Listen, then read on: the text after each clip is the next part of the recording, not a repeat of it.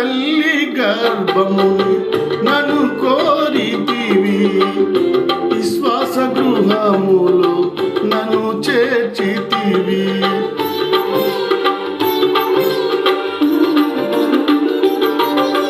నా తల్లి గర్భముని నన్ను కోరితివి, విశ్వాస గృహములో నన్ను చేర్చితివి. అమృత జలమైన నీ నోటి మాటలతో నిఖిల జగతికి నన్ను పంపినావు, ప్రకటింప నీ చరితం.